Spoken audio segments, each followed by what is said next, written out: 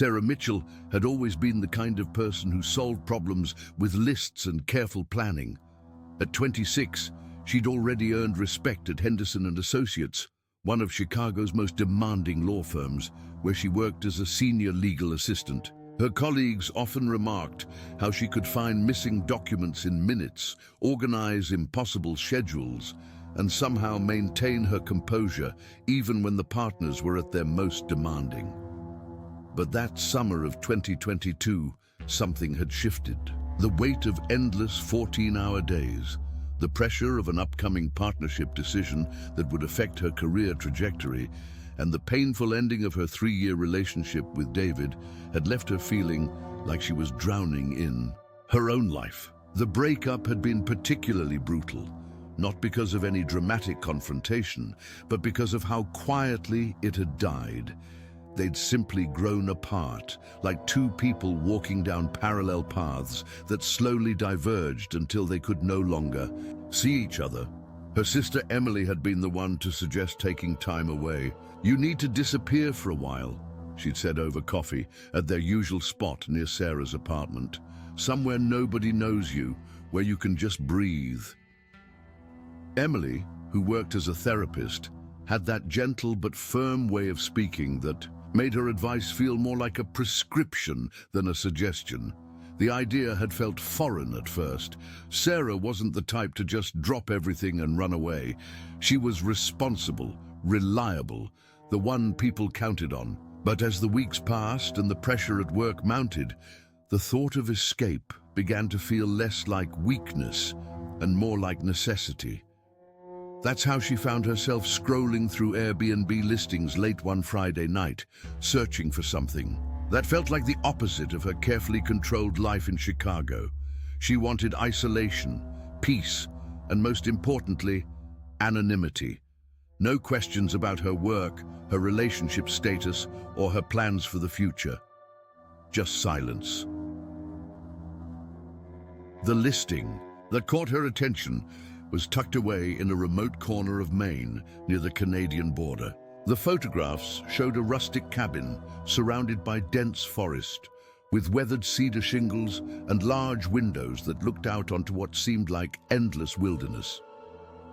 The interior was minimalist but cozy, a stone fireplace, simple wooden furniture, and clean lines that suggested someone who valued simplicity over comfort. But it was the host's description that made her pause. Most Airbnb listings were filled with cheerful superlatives and detailed amenities lists. This one was different, direct, almost blunt in its simplicity. Isolated, secure, and quiet. Perfect for those seeking true solitude. Please note, do not look out the windows after 2 a.m. Sarah had stared at that last line for several minutes. It seemed like such an odd thing to include in a rental description. Her first thought was that it might be some kind of joke, perhaps a reference to local wildlife or some quirky community tradition. Maine was known for its eccentric character after all. The more she thought about it, the more it felt like exactly the kind of unusual detail that would make for a good story to tell Emily when she got back. The reviews were sparse but positive. Most guests mentioned the peaceful atmosphere and the host's respect for privacy. One reviewer noted that they'd followed all house rules without question and had enjoyed a transformative experience. Another mentioned feeling completely disconnected from the outside world in the best possible way. The host's profile was equally minimal. A user named R. Blackwood, with no profile photo and only a brief description, providing quiet retreats for those who need space to think. He had been hosting for 3 years with a 5-star rating and no negative reviews. Impressive, but somehow that very perfection felt a bit unsettling. Still, the photos were beautiful, the price was reasonable, and the location was exactly what she was looking for. Sarah found herself drawn to the idea of staying somewhere with such clear boundaries, even if those boundaries included cryptic warnings about window gazing. There was something appealing about the honesty of it. No pretense about being a perfect vacation spot, just a straightforward offer of solitude with rules attached. She booked it for a week, starting the following Monday. The drive from Chicago to the remote corner of Maine took nearly 8 hours, including stops for gas and coffee. Sarah had always enjoyed long drives. Something about the steady rhythm of highway miles helped clear her mind in ways that meditation never could. She'd loaded her car with books she'd been meaning to read, enough groceries for a week, and very few expectations about what she'd actually do with all that solitude. The GPS began giving increasingly vague directions as she left the interstate behind, guiding her through small towns that seemed to exist primarily as brief interruptions to the endless forest. Gas stations became community centers, and dinner restaurants became convenience stores with handwritten signs advertising local honey and handmade crafts. As afternoon faded into early evening, the roads grew narrower and the trees pressed closer. Sarah found herself checking her phone signal more frequently, watching the bars disappear one by one until she was truly cut off from the digital world that had been consuming her life for months. The final turn onto what the GPS insisted was Blackwood Lane felt less like a road and more like a suggestion carved through the forest. Gravel crunched under her tires as she followed tire tracks that seemed to materialize and disappear according to their own logic. The trees here were old, massive pines and maples that created a canopy so thick that twilight arrived an hour early. When the cabin finally came into view, Sarah felt a mixture of relief and something she couldn't quite name. It was exactly as advertised, rustic, isolated, and somehow both welcoming and serious at the same time. The cedar shingles had weathered to a soft grey that blended seamlessly with the surrounding forest, and the large windows reflected the darkening sky, like watchful eyes. She parked and sat in her car for a moment, listening to the engine tick as it cooled. The silence was immediate and complete. No traffic, no neighbors, no ambient city noise that had become the soundtrack to her life. Just the whisper of wind through pine branches and the distant call of what might have been an owl. The key was exactly where R. Blackwood had said it would be, under a smooth riverstone beside the front steps. No lockbox, no complicated retrieval process, just an old-fashioned hiding spot that suggested a level of trust that felt both refreshing and somehow naive. Inside, the cabin was even more minimalist than the photos had suggested. The living room centered around a large stone fireplace, with 2 comfortable chairs positioned to take advantage of both the warmth and the view through the picture window. The kitchen was small but well-equipped, with basic appliances and enough dishes for one person who wasn't planning to entertain. The bedroom was tucked into what felt like a treehouse, positioned at the back of the cabin with windows on. 3 sides that made it feel like sleeping in the forest canopy. The bed was simple but comfortable, with white linens that smelled faintly of lavender and fresh air. As Sarah unpacked her clothes and arranged her books on the bedside table, she found herself relaxing in a way she hadn't in months. There was something deeply satisfying about the cabin's simplicity. No television to distract her, no Wi-Fi password to hunt down, no neighbors to wonder about. Just space to exist without explaining herself to anyone. She made a simple dinner of pasta and salad, eating it while watching the last light fade from the windows. The silence was so complete that she could hear her own heartbeat when she held still. It should have felt lonely, but instead it felt like coming home to herself after a long absence. The fireplace lit easily with matches from a wooden box on the mantel, and Sarah settled into one of the chairs with a book she'd been trying to read for months. The combination of flickering firelight and the day's-long drive made her eyelids heavy by 9 o'clock, earlier than she'd gone to bed in years. She brushed her teeth in the small bathroom, changed into comfortable pajamas, and climbed into the surprisingly luxurious bed. The windows around her framed a view of stars so bright they seemed close enough to touch. In Chicago, she'd forgotten that the night sky could be anything more than a dark backdrop for city lights. As she drifted off to sleep, Sarah found herself thinking about the strange warning in the listing description. Do not look out the windows after 2 a.m. It seemed so arbitrary, so specific. Why 2 a.m.? Why not midnight or 3 a.m.? And what exactly was she not supposed to see? But the thoughts felt distant and unimportant compared to the deep peace that was settling into her bones. For the first time in months, she felt like she could breathe fully, like the knot of tension that had taken up permanent residence in her chest was finally beginning to loosen. Her last conscious thought was gratitude for Emily's wisdom in pushing her to take this trip, for her own courage in actually booking it, and for whatever strange impulse had led her to choose this particular cabin with its particular rules. Tomorrow, she could explore the forest, read her books, and continue the process of remembering who she was when she wasn't constantly responding to other people's demands. The first night passed exactly as she'd hoped.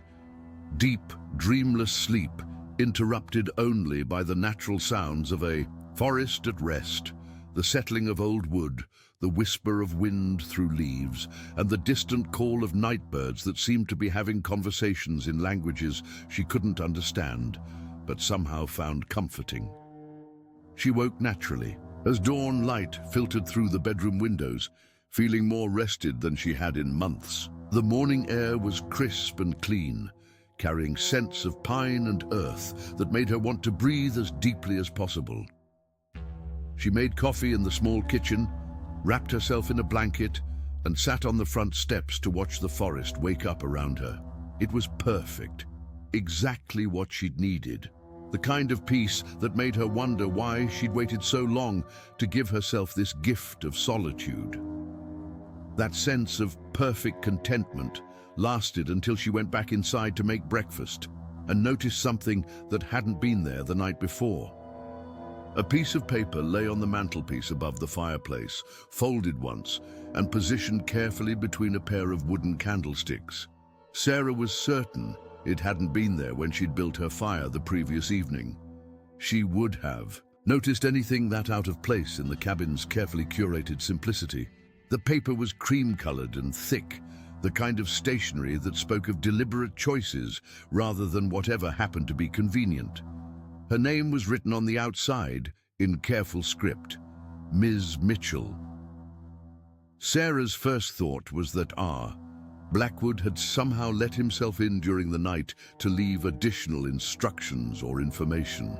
The idea should have been alarming, someone entering her space without permission while she slept, but somehow it felt more puzzling than threatening. The cabin had felt secure when she'd locked it the night before, and she was a light sleeper who surely would have heard footsteps or a door opening. She unfolded the note with fingers that trembled slightly, though she couldn't say whether from morning cold or something else. The handwriting was the same careful script as her name, but the message was far more direct than she'd expected. Welcome to Blackwood Cabin. I hope you find the peace you're seeking. A reminder about the house rules. Please avoid looking through the windows after 2 a.m., regardless of what you might hear outside. This is for your own comfort and safety. The forest can be deceptive at night, and some things are better left unobserved. Enjoy your stay. RB. Sarah read the note 3 times, each reading making her feel more unsettled rather than less. The tone was polite but firm, almost parental in its certainty that she would follow instructions without question. But it was the phrase, regardless of what you might hear, that made her stomach tighten with an emotion she couldn't quite name. What exactly might she hear? And why would hearing something create an urge to look outside? The logical part of her mind suggested reasonable explanations. Perhaps there were nocturnal animals in the area that made disturbing sounds, or Maybe previous guests had reported being frightened by natural forest noises. The warning could be a kindness, really, preventing her from unnecessary worry about perfectly normal wilderness sounds. But another part of her, the part that had learned to trust her instincts during years of legal work, felt that there was something more intentional about this warning. Something that suggested R. Blackwood knew exactly what she might hear and had specific reasons for wanting her to ignore it. She folded the note and slipped it into her pocket, then spent the morning exploring the immediate area around the cabin. The forest was beautiful and peaceful, with well-maintained walking trails that seemed to radiate out from the cabin like spokes from a wheel. She found a small stream about half a mile north, where she sat on a fallen log and listened to the water move over smooth stones while she tried to sort through her complicated feelings about the note. The rational approach was to treat it like any other house rule. Don't smoke indoors, don't leave dishes dirty, don't look out windows after 2 a.m. Follow the rules, enjoy the space, and respect the host's boundaries. She'd stayed in dozens of Airbnb properties over the years, and hosts often had quirky requirements that reflected their personal experiences or local knowledge. But she couldn't shake the feeling that this rule was different, more personal, as if R. Blackwood was trying to protect her from something specific rather than just maintaining general property guidelines. The day passed peacefully enough. She read 2 chapters of a novel that had been sitting on her nightstand for months, took a long nap in the afternoon sunshine, and made herself a simple dinner as the light began to fade. The evening routine felt natural and restorative, exactly what she'd hoped for when she'd booked this getaway. It wasn't until she was preparing for bed that she found herself thinking seriously about the 2 a.m. rule. The previous night, she'd been so exhausted from the long drive that she'd slept straight through until dawn. But now, rested and alert, she wondered if she would even be asleep at 2 a.m. And if she wasn't, what would she do if she heard something outside? The question felt both silly and important. She was a grown woman after all, not a child who needed to be told where she could and couldn't look.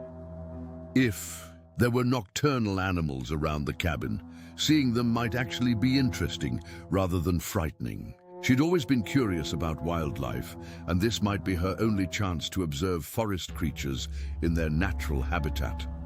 On the other hand, R. Blackwood clearly felt strongly enough about this rule to leave her a personal note about it. That suggested either genuine concern for her well-being or some kind of liability issue that made compliance important for reasons beyond her understanding. She decided to approach it practically. If she happened to be awake at 2 a.m. and heard something interesting outside, she would use her best judgment about whether to investigate.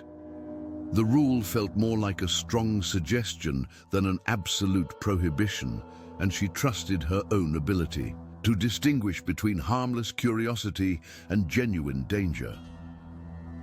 That decision made, she settled into bed with her book and tried to focus on the story rather than on the time displayed on her phone. But as the evening progressed, she found herself checking the clock more frequently than she wanted to admit. 11:30, 11:45, midnight. By 1:30, she was fully awake and hyper-aware of every sound outside the cabin. Wind in the trees had begun to sound like footsteps.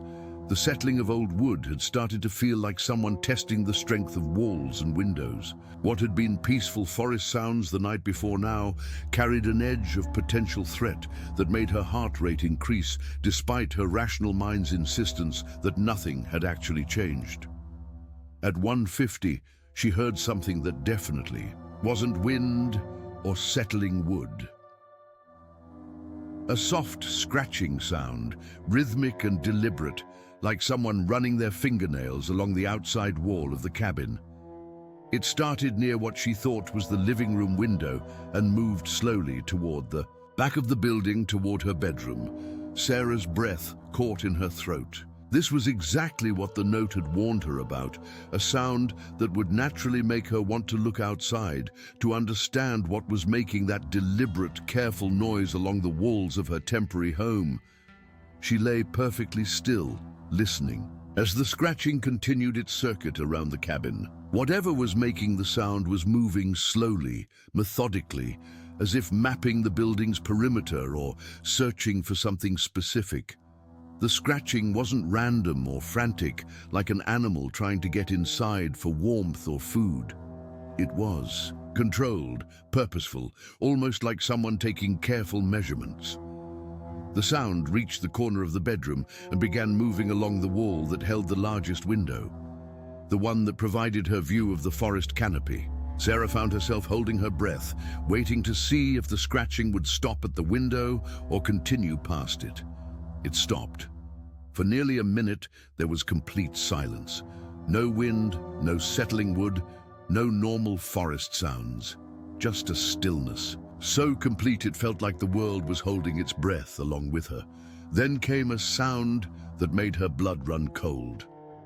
Gentle tapping on the window glass. Not random, not urgent, but rhythmic and patient. Tap, tap, tap. A pause, then again tap, tap, tap.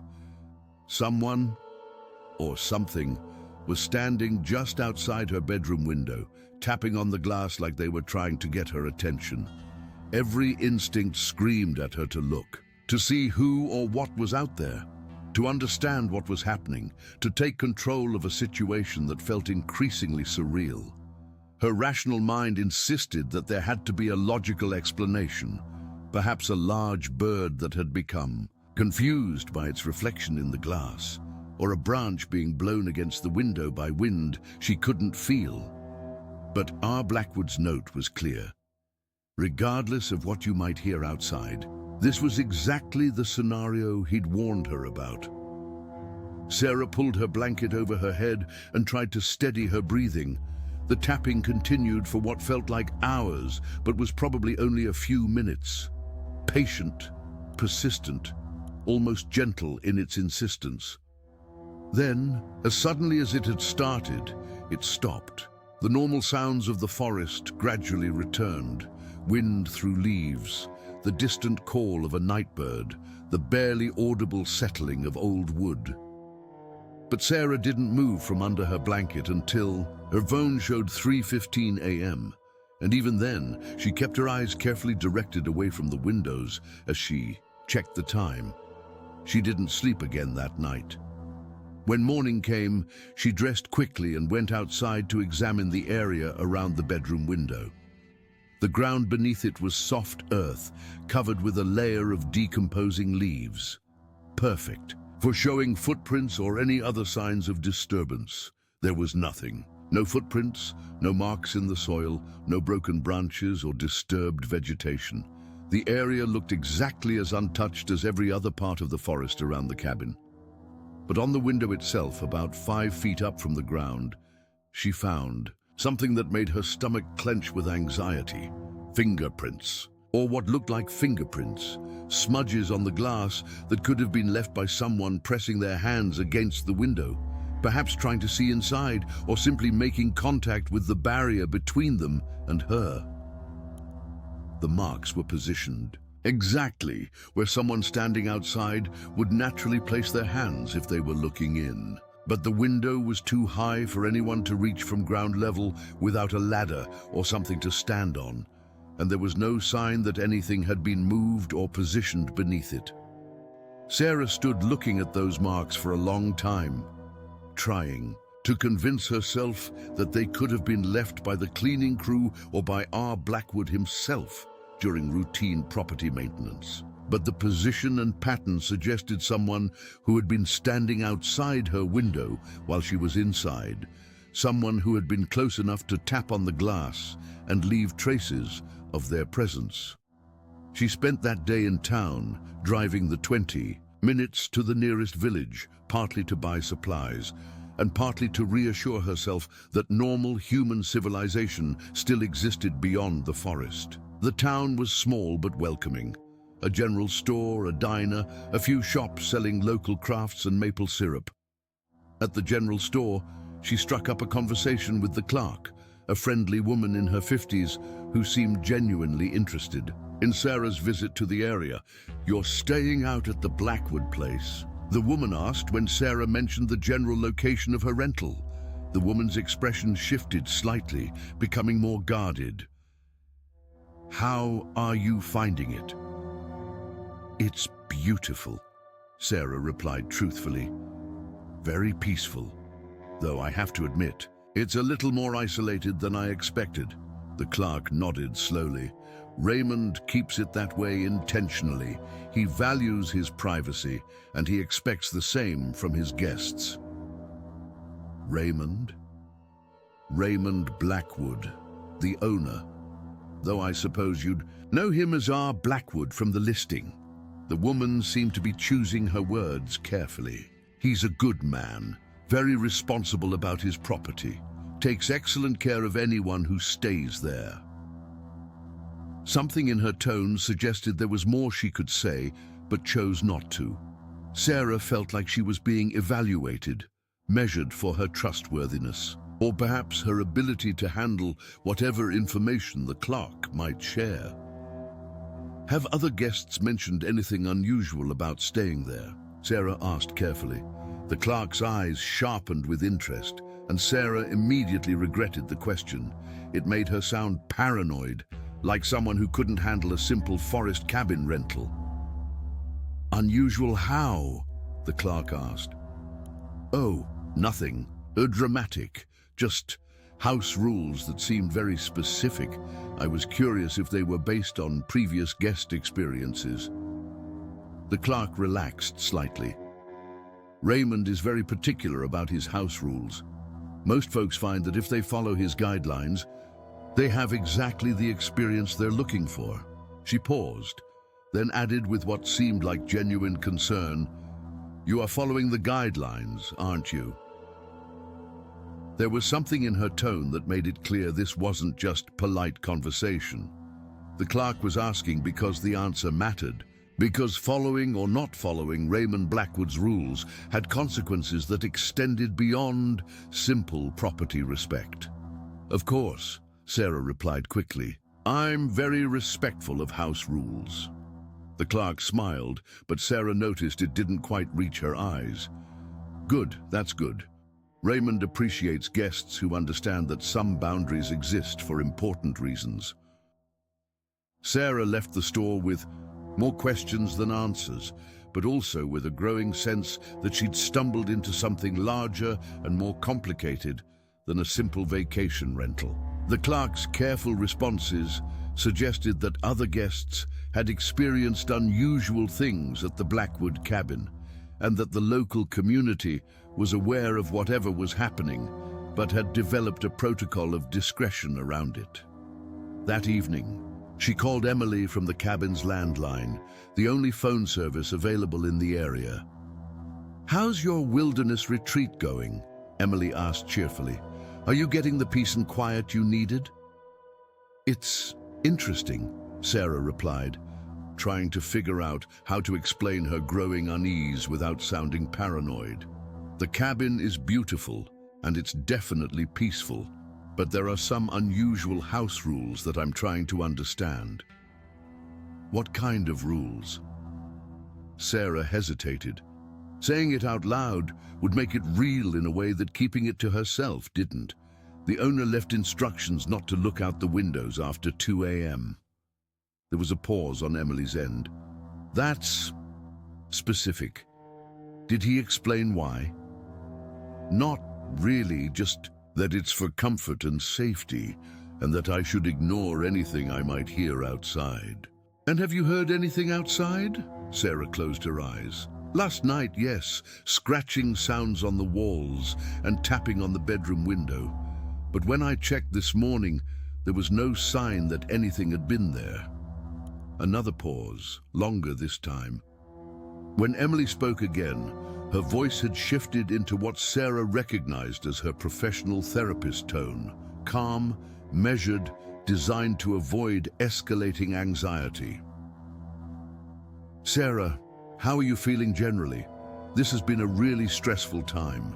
For you, with work and the breakup and everything, sometimes when we're under a lot of pressure, our minds can interpret normal sounds as more threatening than they actually are. You think I'm imagining things. I think you're in an unfamiliar environment after months of stress, and it would be completely normal for your nervous system to be hypervigilant right now. Forest sounds can be very different from city sounds, especially at night. Emily was being kind and logical, approaching Sarah's concerns with the same gentle rationality she probably used with clients who were struggling with anxiety or paranoia. And maybe she was right. Maybe the stress of the past few months had left Sarah more prone to seeing threats where none existed. But Emily hadn't seen the fingerprints on the window. She hadn't felt the deliberate quality of that tapping, the sense that something intelligent was trying to make contact. "You're probably right," Sarah said, because arguing would only reinforce Emily's impression that she was struggling with anxiety. "I think I just need to adjust to being somewhere so quiet." Exactly. Give yourself time to decompress. And remember, if you start feeling unsafe for any reason, you can always leave early. There's no shame in recognizing that a particular environment isn't working for you. After they hung up, Sarah sat in the cabin's main room watching shadows lengthen outside the windows. Emily's advice was sound and caring, but it didn't address the central question that was beginning to dominate her thoughts. If the strange sounds and house rules were products of her imagination or stress-induced anxiety, why did the local community seem to know about them? Why had the store clerk's response suggested that other guests had needed to follow guidelines for reasons beyond simple property respect? As 2 a.m. approached, Sarah made a decision that she knew Emily would probably consider unwise. Instead of going to bed and potentially spending another night terrified under her blankets, she was going to stay awake and observe whatever happened. If the sounds were products of her imagination, then watching for them directly might help her understand the difference between anxiety and reality. And if they weren't, well, then she needed to know what she was dealing with. Sarah positioned herself in the living room's main chair with a clear view of the clock and a carefully planned approach to what she'd begun thinking of as her midnight vigil. She'd made coffee. Perhaps not the wisest choice for someone planning to maintain alertness without anxiety, but she needed something to keep her hands busy and her mind focused. The book in her lap was meant to be a distraction during the long wait, but she found herself reading the same paragraph repeatedly without comprehension. Her attention kept drifting to the windows, to the quality of silence outside, to the steady tick of the antique clock on the mantelpiece that marked time with metronomic precision. At 1:45 a.m., she closed the book and sat in complete stillness, listening to the cabin and the forest around it. Tonight, she would not hide under blankets or force herself to ignore what her senses were telling her. She would observe, document, and make rational decisions based on direct experience rather than fear or other people's explanations. The scratching began at exactly 2:03 a.m. This time, Sarah was able to track its progress more carefully. It started at the front corner of the cabin and moved methodically along the wall, just as it had the night before. But now she could hear subtle differences in the sound that suggested intention rather than randomness. The scratching would pause at regular intervals, as if whatever was making it was stopping to examine specific features of the building. It paused for nearly 30 seconds at what Sarah calculated was the position of the living room's picture window, the large window she was currently facing. During that pause, the scratching changed to a gentler sound, almost like fingertips tracing patterns on wood. Sarah found herself holding her breath, wondering if she should look toward the window or keep her gaze fixed on the clock. R. Blackwood's warning had been specific about not looking out, but it hadn't mentioned anything about looking toward windows from inside. The distinction felt important, even if she couldn't articulate why. The tracing sound stopped abruptly, and the scratching resumed its circuit around the cabin. Sarah tracked its movement toward the back, toward her bedroom, and felt her heart rate increase as she anticipated what would come next. But tonight was different. Instead of stopping at the bedroom window, the scratching continued around to the back wall, then along the kitchen side of the building, completing a full circuit that brought it back to where it had started. Then it began again. The same methodical progress, the same pauses, the same careful attention to the picture window. A second complete circuit of the building, as if whatever was out there was conducting some kind of systematic examination. On the third circuit, Sarah heard something new: footsteps. Not the scratching or tapping she'd experienced before, but the clear sound of someone walking slowly around the cabin's perimeter. The steps were careful and deliberate, with the measured pace of someone trying to move quietly while still covering ground efficiently. This was not an animal.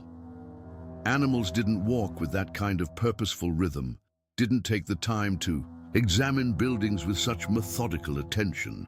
This was a person, and they were studying her temporary home with the thoroughness of someone conducting a survey or inspection. The footsteps completed their circuit and stopped at what Sarah calculated was the cabin's front door. For several minutes, there was complete silence. Then came a sound that made her blood freeze, the gentle rattle of the door handle being tested. Someone was trying to get inside. The handle turned slowly, carefully, as if the person on the other side was checking whether the door was locked, without wanting to make noise that might alert anyone inside. Sarah heard the subtle resistance as the lock mechanism held, then the equally quiet sound of the handle being released. Then came 3 gentle knocks on the door, not urgent or demanding, but polite and patient, like a neighbor stopping by for a friendly visit. Sarah sat frozen in her chair, coffee cup clutched in hands that had begun to shake slightly. Every rational instinct told her to respond, to call out and ask who was there, to turn on the porch light and see who needed help at 2 in the morning in the middle of nowhere. Normal people didn't visit strangers at 2 a.m. unless there was some kind of emergency, but R. Blackwood's warning echoed in her mind, regardless of what you might hear outside. This was exactly the scenario he'd anticipated, the reason for his strict and specific house rule. He'd known that she might hear someone outside, might feel compelled to respond to what seemed like a reasonable request for contact. The knocking came again, still gentle but more insistent. 3 evenly spaced raps that somehow conveyed both patience and expectation. Whoever was out there seemed confident that eventually they would receive a response. Sarah remained motionless, barely breathing, as the knocking was repeated a 3rd time. Then, after a pause that felt like careful consideration, she heard footsteps moving away from the front door. But they didn't leave.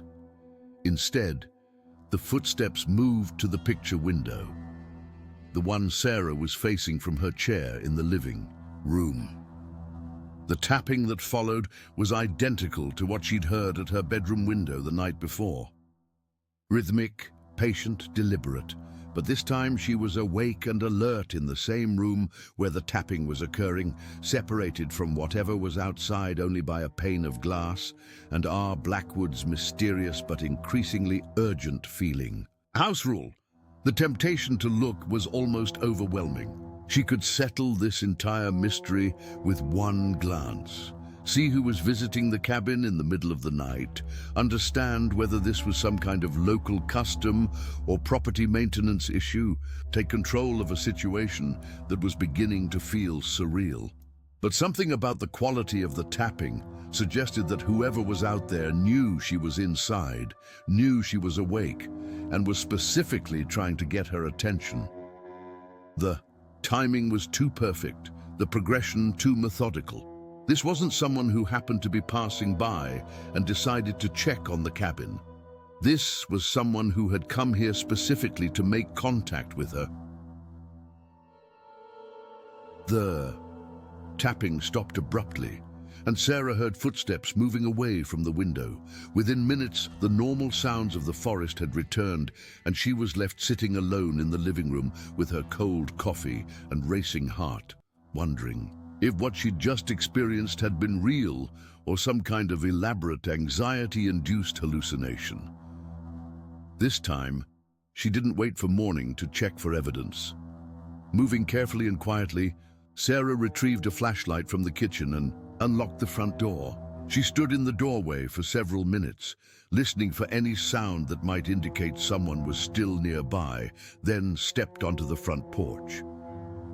The night air was cool and still, carrying the scent of pine and earth, but no indication of human presence.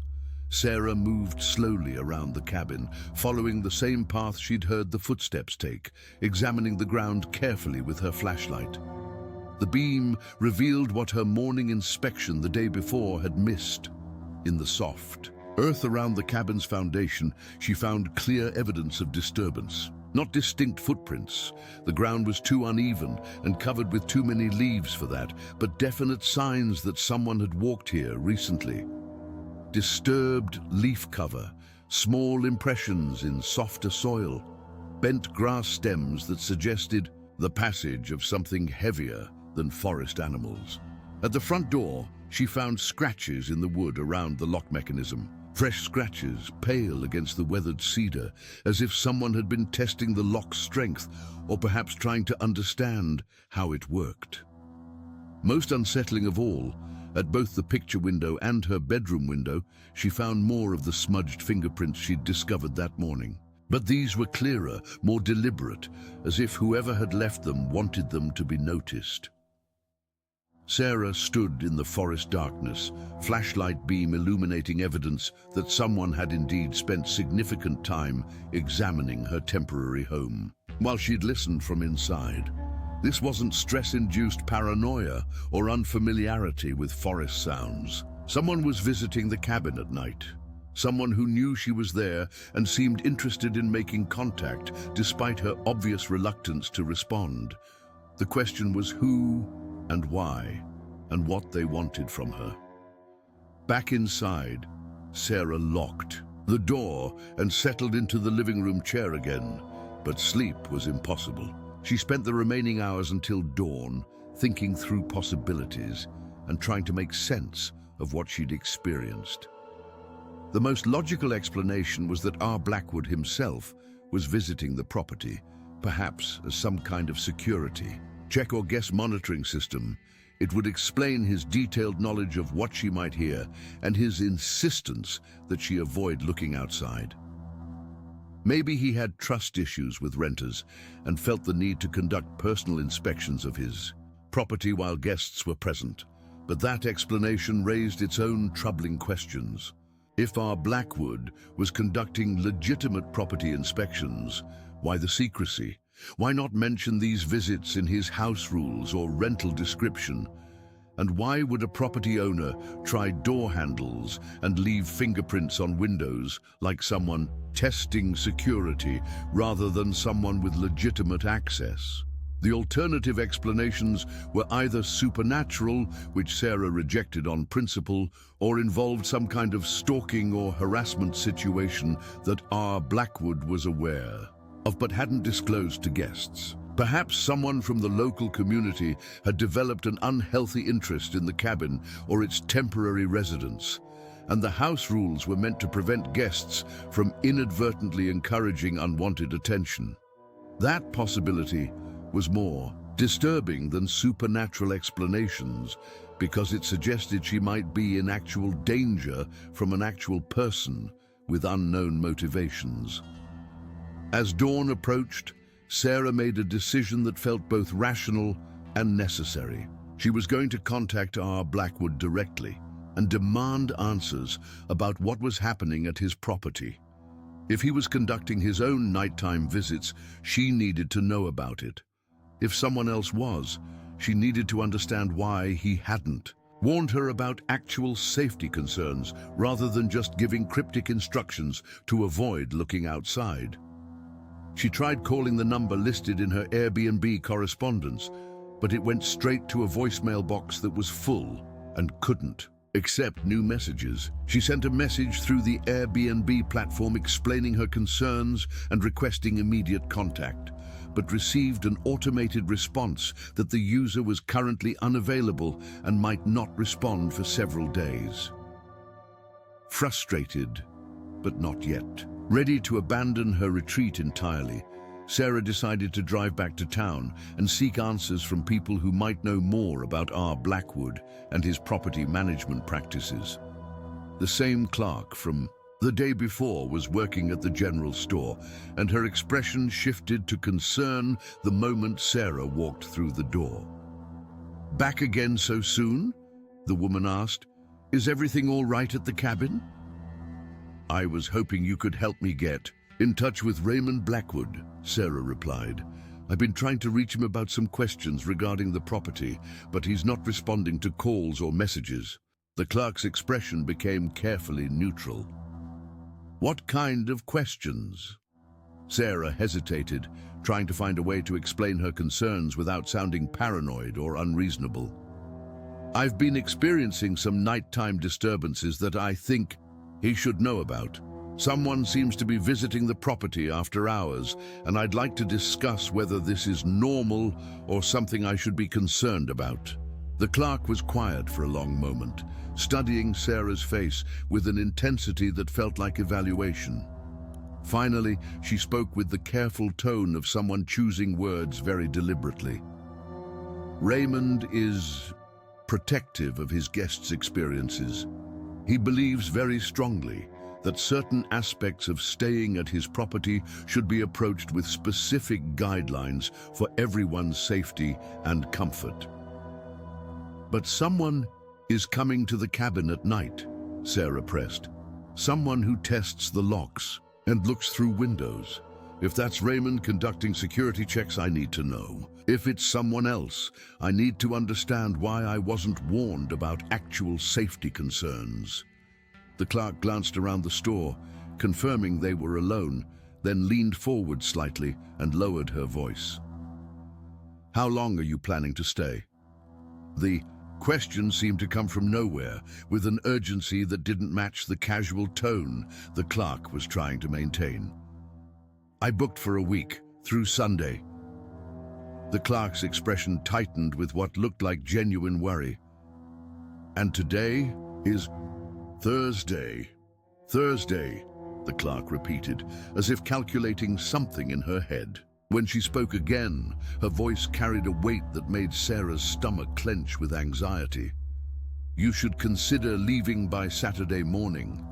Early Saturday morning." "Why?" The clerk glanced around the store again, then stepped closer to the counter that separated them.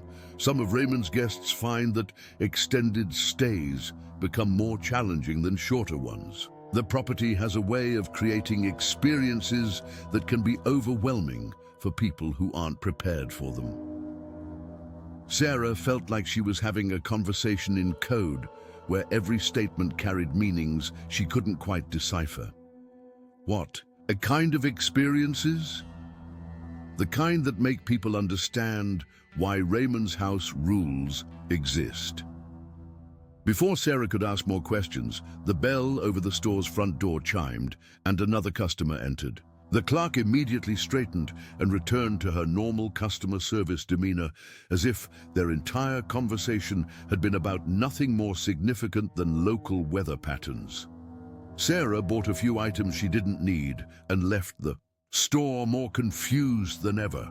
The clerk's warning about leaving by Saturday felt genuinely urgent, but it was wrapped in the same careful ambiguity that seemed to characterize everyone's responses to questions about the Blackwood cabin. Something was going to happen on Saturday night, or specifically on the 6th night of her planned week-long stay. something that the local community knew about but couldn't or wouldn't discuss directly, something that made extended stays more challenging in ways that shorter visits apparently weren't. Sarah spent that afternoon in the cabin trying to decide whether to take the clerk's advice and leave early, or to stay and finally understand what everyone seemed to know but wouldn't explain. The rational choice was to pack her things and return to Chicago, where the only mysteries were office politics and why her coffee maker had started making strange noises. But leaving felt like giving up, like allowing fear of the unknown to override her ability to handle whatever was actually happening. She was an intelligent, capable adult who could assess real dangers and respond appropriately. More importantly, she was tired of being told to follow rules and accept limitations without understanding the reasons behind them. As evening approached, and she faced the prospect of a third night of mysterious visitors, Sarah made a decision that felt both brave and foolish. Tonight, if someone came to her cabin, she was going to see who it was. She was going to break R. Blackwood's most important house rule and look out the window when the tapping began. Whatever consequences that choice might bring, they had to be better than spending another night cowering under blankets while someone studied her home like a predator evaluating prey. Sarah spent Friday evening preparing for what she'd begun thinking of as her confrontation with the truth. She positioned herself in the living room with a clear view of both the front door and the picture window, armed with her phone's camera, a flashlight, and a determination to finally understand what was happening. At the Blackwood cabin, she'd also written a detailed account of her experiences and emailed it to Emily with instructions to contact local authorities if she didn't respond to messages by Sunday morning. It felt dramatic, but if something did happen to her, at least there would be a record of the strange circumstances leading up to it. The clock seemed to move more slowly than usual as she waited for 2 a.m. Every settling sound from the old cabin made her jump. Every whisper of wind through the trees outside made her wonder if tonight would be different from the previous 2 nights. At 1:55 a.m., she turned off all the lights inside the cabin and positioned herself in the chair where she could observe. Without being easily seen from outside, her heart was beating fast enough that she could hear it in the silence, but her hands were steady as she held her phone ready to record whatever was about to happen. The scratching began at exactly 2 a.m., but tonight it was different. Instead of the methodical circuit she'd heard before, the sounds seemed more urgent, more purposeful, and they were accompanied by something new, a low humming sound, almost like someone singing softly to themselves as they worked. Sarah's breath caught in her throat as she realized she could distinguish words in the humming, not clearly enough to understand them, but with enough melody and rhythm to recognize human speech rather than random sound. Someone was singing while they examined her cabin, and the song had a quality that made her skin crawl with its odd mixture of childhood lullaby and something much more disturbing. The scratching and humming moved around the cabin more quickly than before, as if whoever was out there had become impatient with their usual careful pace. When the sounds reached the front door, Sarah heard the handle being tested again, but this time with more force. The door rattled in its frame as someone tried it repeatedly, no longer concerned with being quiet or subtle. Then came the knocking, not the gentle, polite tapping of previous nights, but insistent pounding that echoed through the cabin like gunshots. Whoever was outside had abandoned all pretense of courtesy and was demanding entry with the confidence of someone who expected to be admitted. Sarah. The voice that accompanied the pounding was clear enough to understand, even through the wooden door. "Sarah, I know you're awake. I've been watching." Her blood turned to ice water. This wasn't our Blackwood conducting property inspections or some confused local resident seeking help. This was someone who knew her name, knew she was inside, and had been observing her long enough to understand her sleeping patterns. "Sarah, you need to let me in. It's not safe for you to be alone tonight." The voice was male, middle-aged, and carried an artificial warmth that made every word sound like a threat disguised as concern. It was the voice of someone practiced at manipulation, someone who knew how to use kindness as a weapon. "I'm here to help you, Sarah, but I need you to open the door." Sarah remained frozen in her chair, phone clutched in hands that had begun to shake. Everything about this situation screamed danger, but she was trapped in a cabin with only one exit, facing someone who clearly knew more about her and her location than any stranger should. The pounding stopped abruptly, and she heard footsteps moving away from the front door. For a moment, she allowed herself to hope that whoever it was had given up and left. But then she heard them moving toward the picture window, and she knew that her moment of decision had arrived. She could hide in the bedroom and hope he eventually left, or she could finally see who had been terrorizing her for 3 nights. Either choice carried risks, but at least looking would give her information about what she was dealing with. Taking a deep breath, Sarah raised her phone and moved to a position where she could see out the picture window while staying partially hidden behind the curtain. What she saw made her stomach lurch with terror and confusion. A man stood directly in front of the window, close enough that his breath was fogging the glass. He was perhaps 50 years old, with graying hair and the kind of carefully maintained appearance that suggested someone who cared deeply about making good impressions. He wore a dark jacket and slacks that looked expensive and well-fitted, as if he'd dressed for a business meeting rather than a midnight visit to a remote cabin. But it was his expression that made Sarah's hands shake so badly she nearly dropped her phone. He was smiling with the satisfied look of someone whose careful planning had finally paid off. His eyes were focused directly on the window, scanning methodically, as if he knew exactly where she was hiding and was simply waiting for her to reveal herself completely.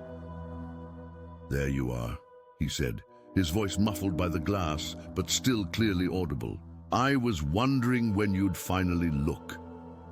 Sarah jerked backward, but it was too late. He'd seen her, and his smile widened with genuine pleasure at having made visual contact. "Don't be frightened, Sarah. I just want to talk. I've been waiting so patiently for the right opportunity."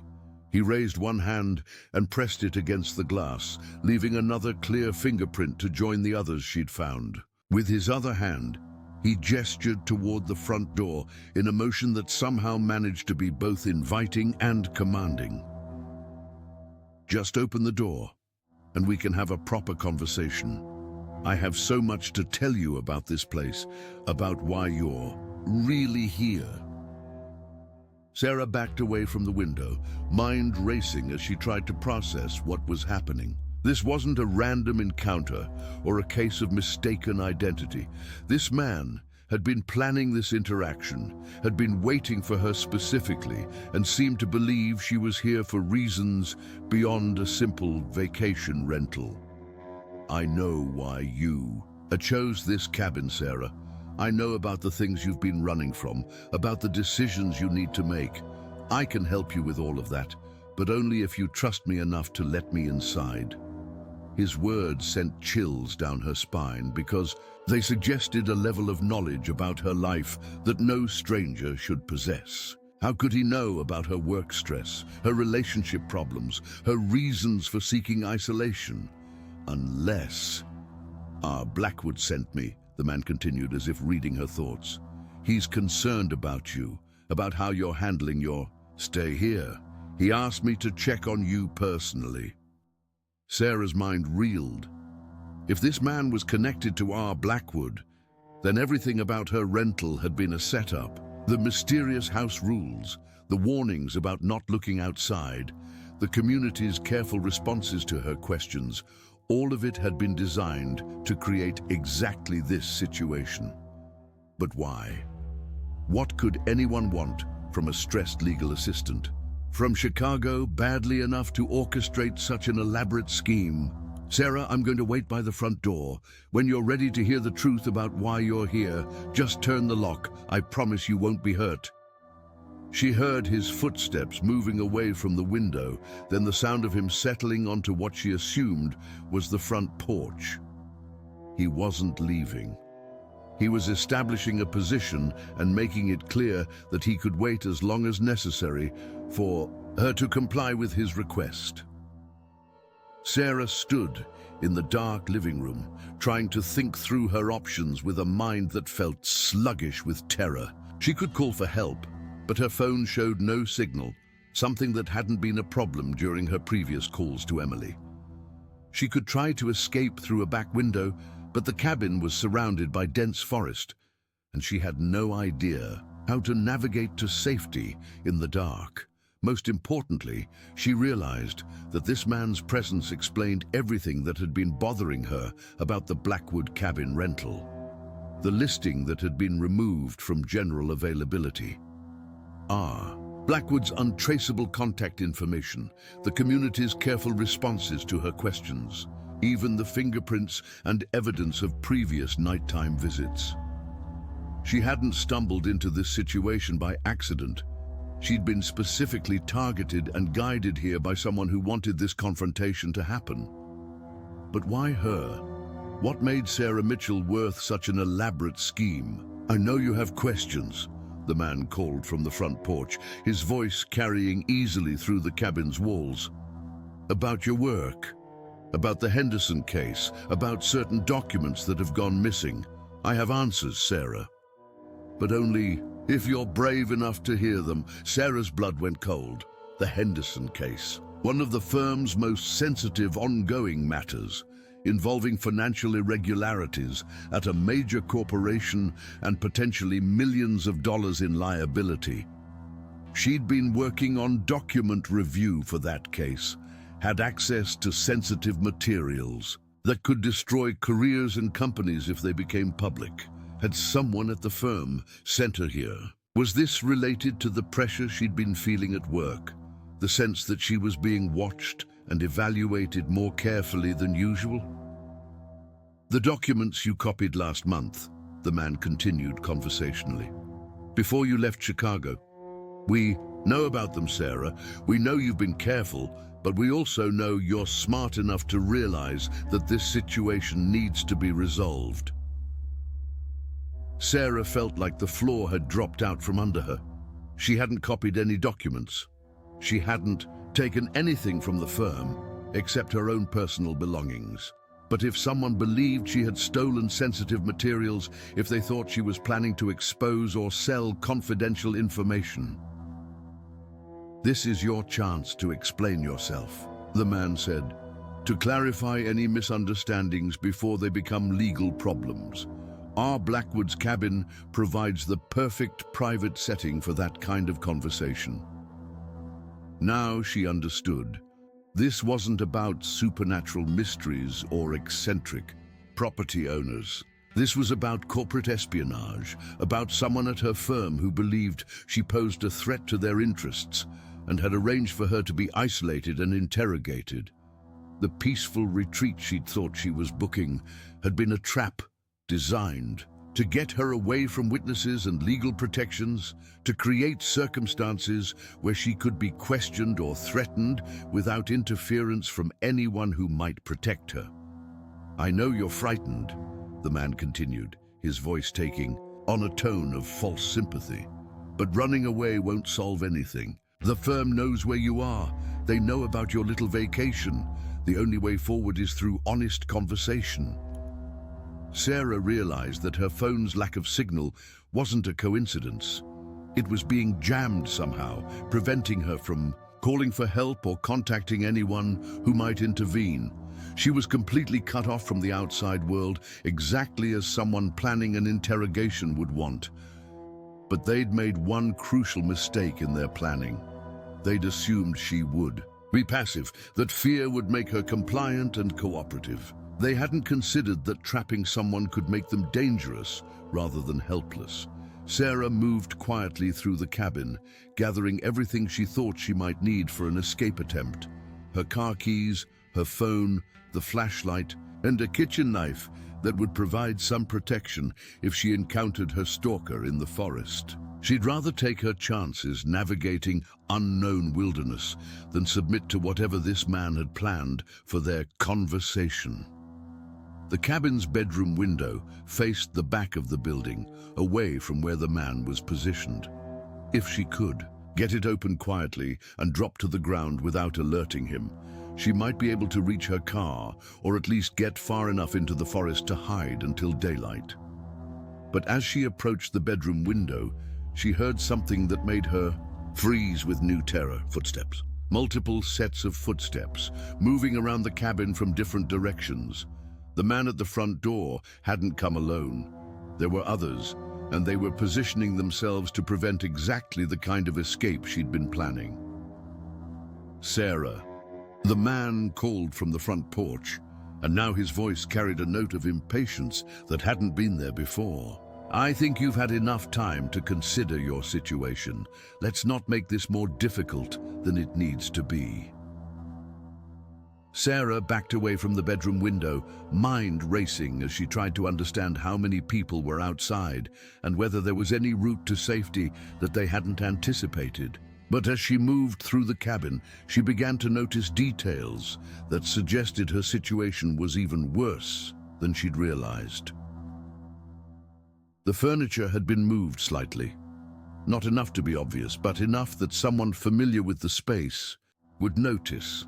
Drawers in the kitchen had been opened and carefully closed, but not quite in their original positions. Her belongings had been searched, probably while she'd been in town asking questions. This wasn't a spontaneous confrontation. It was the culmination of a plan that had been in motion since before she'd arrived at the cabin, possibly since before she'd even made her reservation. Someone had been using her retreat to conduct a thorough investigation of her life and belongings, while she'd been distracted by mysterious nighttime visitors. The documents, Sarah. The man's voice had lost all pretense of warmth. We know you have them. We know what you're planning to do with them. This can end easily or it can end badly, but it's going to end tonight. Sarah realized that protesting her innocence wouldn't help. These people had already decided she was guilty of something, and they'd gone to extraordinary lengths to create circumstances where they could force her to confess or punish her for crimes she hadn't committed.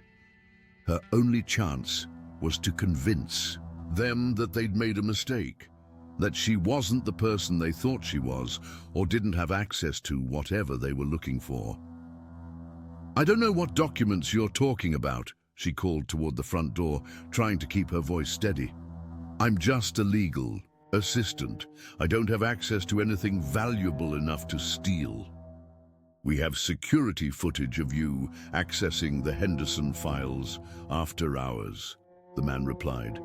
We have records of the documents you printed and the external drives you connected to your workstation. We know exactly what you took. Sarah's mind raced. If they had fabricated evidence against her, then this wasn't just about interrogation. It was about framing her for corporate espionage. They needed her confession to make their false evidence believable, and they'd created this isolated situation where they could use fear and threats to force her to admit to crimes she hadn't committed. Check your phone, the man called. You should have signal now. Sarah looked at her phone and saw that he was right. Full signal bars had appeared, along with a series of text messages that made her blood run cold. Screenshots of her supposed security footage. Images of documents that appeared to be from the Henderson case, with her fingerprints highlighted. Bank records showing deposits to her account that she'd never made. A complete dossier of fabricated evidence that painted her as a corporate spy who'd been selling sensitive information for months. As you can see, the man continued, we have everything we need to destroy your career and send you to prison. The only question is whether you'd prefer to cooperate and minimize the damage, or force us to use all of this evidence against you." Sarah stared at the fabricated evidence on her phone screen, understanding finally why they'd gone to such elaborate lengths to isolate her. This wasn't about recovering stolen documents. It was about forcing her to confess to crimes that would justify whatever corporate malfeasance the Henderson case had been investigating. Someone at the firm was using her as a scapegoat to cover their own illegal activities. "The choice is yours, Sarah," the man said. "Open the door and we'll discuss terms for your cooperation, or force us to handle this situation in ways that won't be comfortable for anyone involved." Sarah looked around the cabin that had seemed like such a peaceful retreat just days earlier, realizing that every detail of her experience here had been carefully orchestrated to bring her to this moment. The mysterious house rules, the community's evasive responses, even the fingerprints on the windows, all of it had been designed to make her feel paranoid and isolated, so that when the real threat revealed itself, she'd be too confused and frightened to think clearly. But they'd underestimated her. Growing up with Emily as a sister had taught her to recognize manipulation tactics. Working at a law firm had taught her how evidence could be fabricated and how innocent people could be framed for crimes they didn't commit. And the past 3 days of mysterious events had taught her that sometimes the most important thing you can do is refuse to follow other people's rules about how you should respond to threats. Sarah made a decision that felt both terrifying and liberating.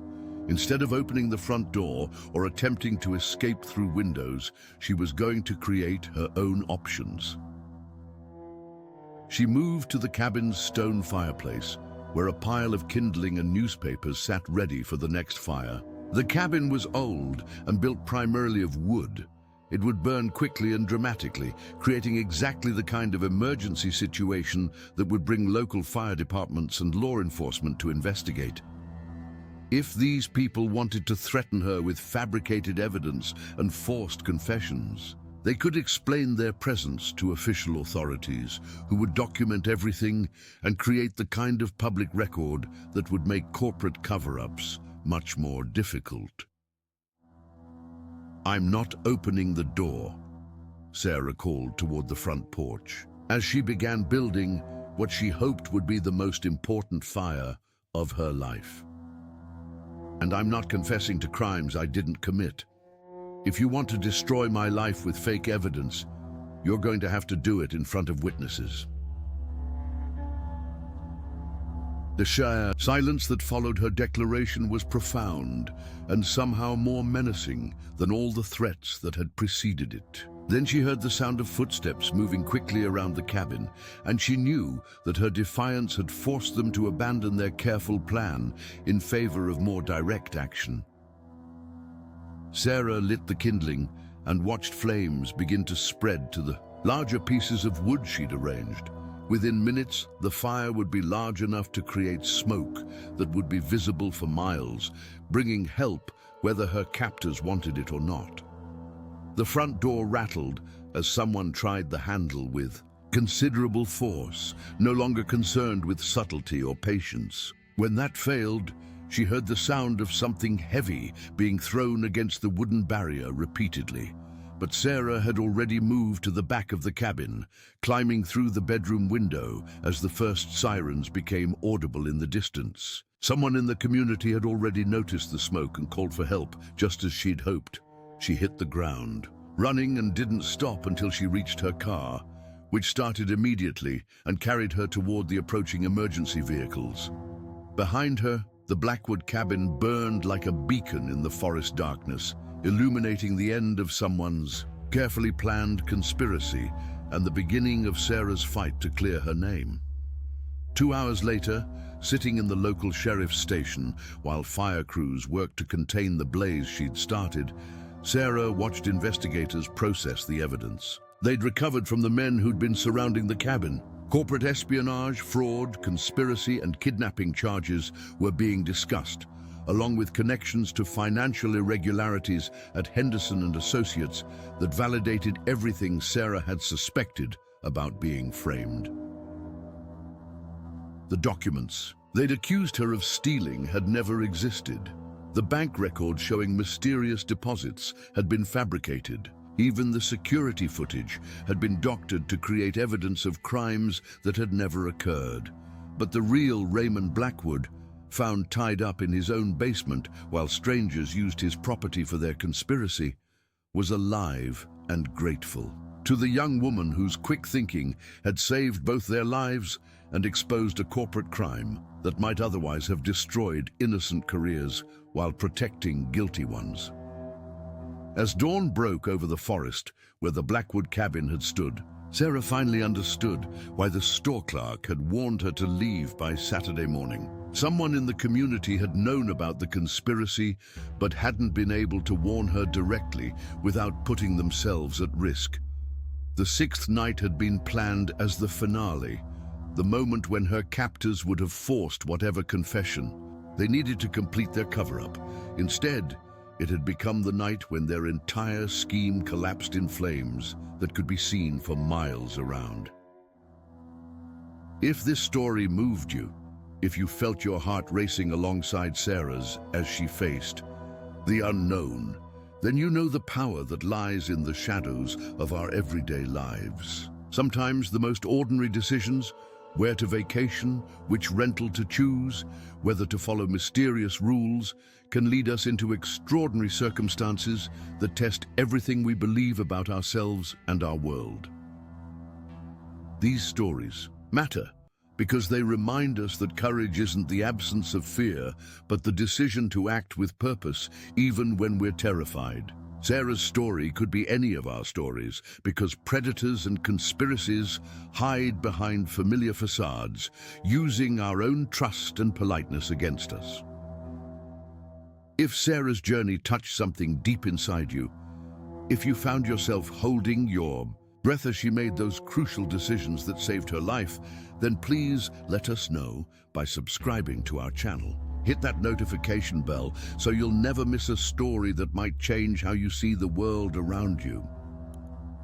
Share this story with someone who needs to hear it, someone who might benefit from knowing that sometimes the bravest thing you can do is refuse to follow rules that don't make sense, even when everyone around you insists those rules exist for your own good.